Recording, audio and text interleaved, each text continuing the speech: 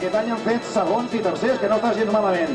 Amb l'aplaudiment pel Diego Lozano, Kenny Noyes, José Ramón Delgado.